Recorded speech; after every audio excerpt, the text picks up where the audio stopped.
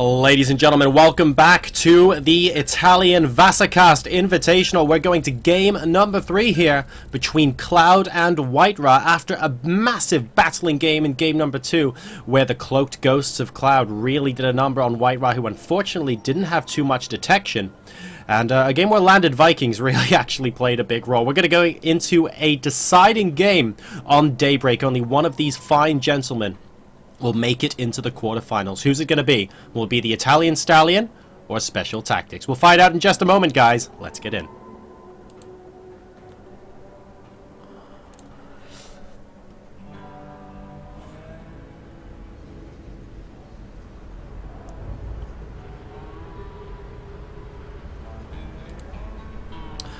Ladies and gentlemen, welcome to game number 3. In this pretty exciting series so far. It's been very much a fighting affair. Hasn't been a rollover or anything like that. It's been a lot of fun watching these two play, but one of them must leave the tournament at this stage. We'll find out who. Spotting in the top right of Daybreak as the blue Protoss player. Will we see Special Tactics incoming this time around, guys? It is WhiteRa. His opponent spawning in the bottom left-hand position as the yellow Terran player. Fighting back to secure a 1-0 draw so far and taking this to a deciding game. Can he do it? It is the Italian hero, Cloud.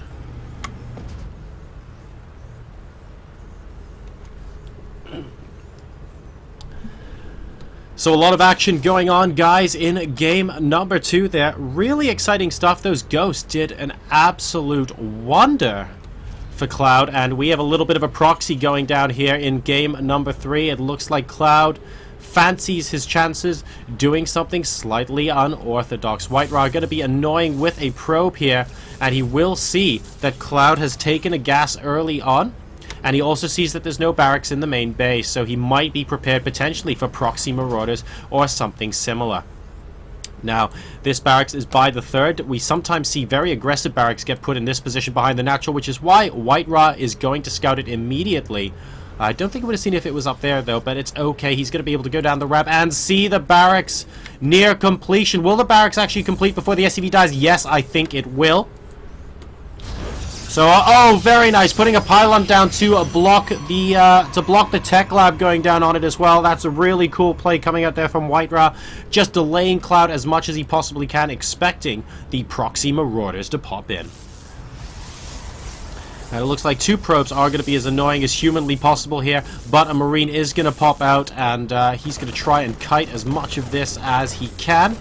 And yes, indeed, the probes will not stand a chance here. 1 probe goes down, the 2nd probe actually going down as well. And a 3rd probe being brought in, a 3rd and a 4th probe. But the 2nd Marine is about to pop out. WhiteRa needs to be very careful indeed. Now he's going to lose this pylon as well. Did not need to lose those 2 probes.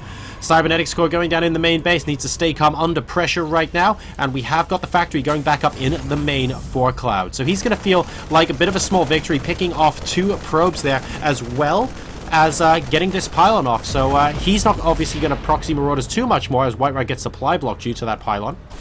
But only for a second, though. And he probably feels he can just head home and say, well, let's just transition into a normal game. So Cloud trying his best to do something funky in game number 2. Game number 3, rather.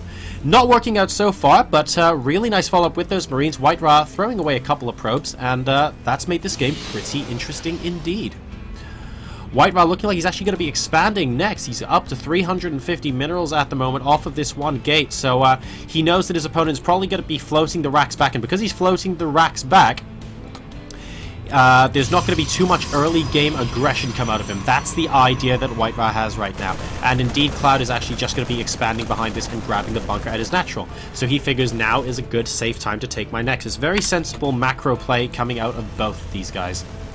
Barracks is going to be landing back in the main base, and we can actually see some Hellions being produced as well, just in case WhiteRa comes back with pressure. And this barracks can actually see a couple of Zealots moving out across the map right now. So that's going to be pretty useful indeed. Hellions, of course, reasonably good against Zealots, provided they can be kited.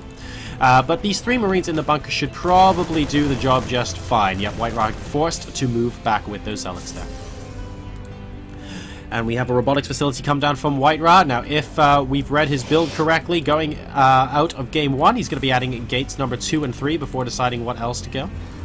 We'll see if anything special decides to pop out of him. Still more Hellions being produced out of this factory. No add-on on it just yet. And there we go. It is, in fact, going to be a reactor.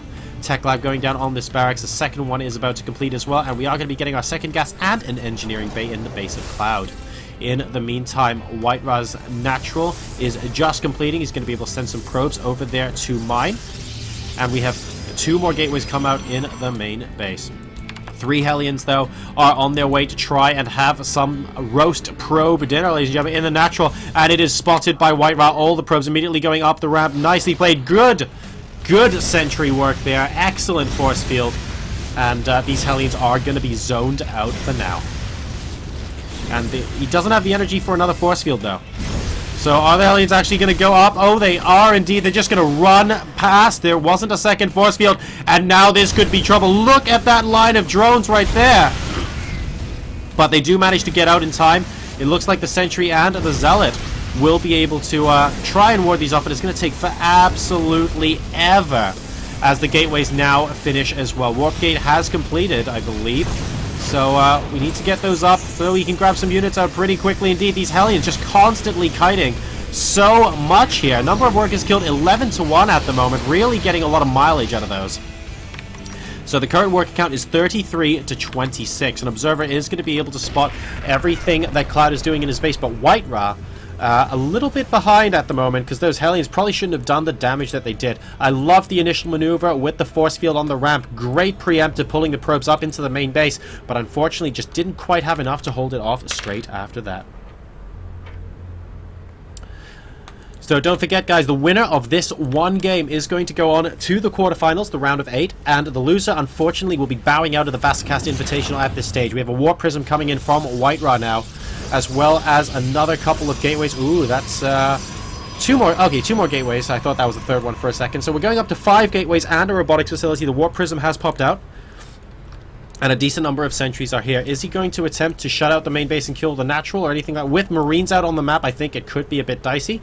But let's see what he has planned. A Warp Prism full of 3 sentries and a Zealot. So he might be going into the mineral line, trying to force field the SCVs in and then allowing the Zealot to have its way with them.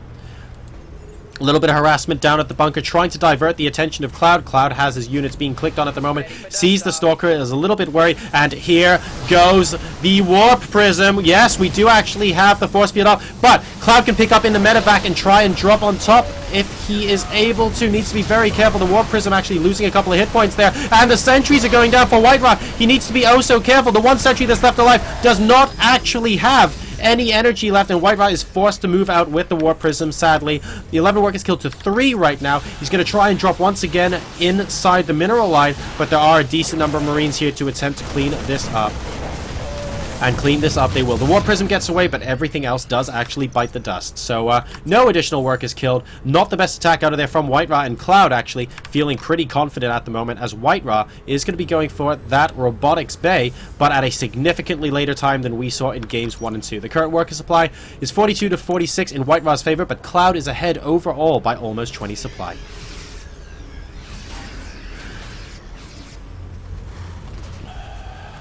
We have the Warp Prism coming in once again, and oh, a very nice SCV drill immediately trying to stop it. We do have the Stalker trying to take out the Viking so that the Warp Prism can get out alive. Will he be able to do it? No, yes he does actually. The Stalker went down, but the Sentry managed to finish the job off, but there is a second Viking, not quite able to give chase there though. And WhiteRa still down, now over 20 supply, as Cloud looks like he wants to go in and try and go for a follow-up push. The bunker gets salvaged, an extra command center is going down. He's going into full production mode. He's rallying units out across the map. Medevac's ahead of the Marines. He's got 1-0 upgrades with +2 about to complete. Extended thermal lances only just started for WhiteRa. This timing could be really nice for Cloud. Let's wait and find out.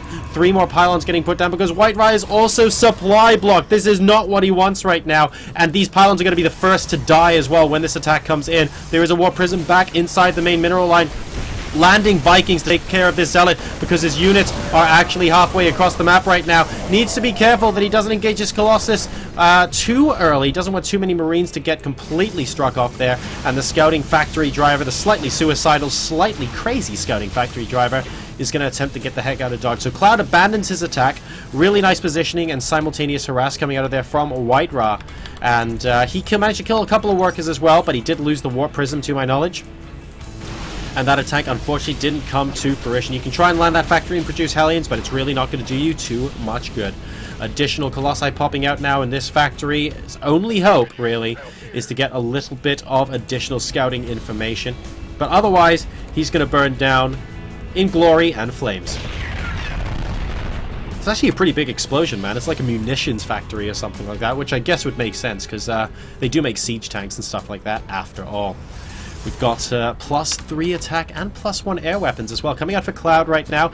Double Forge coming up for WhiteRa. So once again, post-attack, just willing to go for a little bit of extra tech, trying to get greedy if he can, thinking that an attack will not come in anytime soon. And he might as well, because he's been mining from his third base a lot sooner than Cloud, and that's going to be potentially his ticket back into contention this game after Cloud took that early advantage. If we take a look here, WhiteRa's actually up by over 10 workers as well. With mules, of course, it means that the income is relatively even right now. But WhiteRa's actually doing a good job of maintaining this game after that early deficit. And his Colossi are in nice positions. His Zealots are numerous as well, but he needs to start on those upgrades pretty quickly indeed. He's chrono boosting some of those upgrades because he knows that his opponent is ahead. 2-0 upgrades with +3 nearly done on the Marines, and if we take a look at the Protoss upgrades at the moment, still 0-0. So that might prove to be WhiteRa's undoing if he leaves that unchecked for too long. 2 medevacs and 2 Vikings being produced simultaneously now from Cloud, so he can deal with Colossi as well as heal up his bio army. That's going to be great news for him. Will this timing push do a lot of damage? WhiteRa ideally wants 1-1 to complete, but they're still over a minute away. And here come the Vikings, a couple getting picked off by the Stalkers immediately. They're doing their best to hunt for Colossi here. And here comes the Bio Army into the third base. The Vikings trying to get as much purchase as they can on, but the Stalkers luring them in. One Colossus does go down. Are we going to see a second one go down here? Yes, we are. More of the Vikings are going down, but it looks like Cloud is willing to completely commit to this attack right now. The Marines still continuing to kite back until all the Colossi are dead. Most of the Vikings are gone, but now there aren't any more Colossi. How many more Marines are out on the map for Cloud at the moment to try and push this through? Ooh, not that many. Less than 20. Good pick off there of the Observer as well. So, can't really go back in with less than 20 Marines and continue to assault a reasonably large gateway force here. So Cloud is going to have to regroup.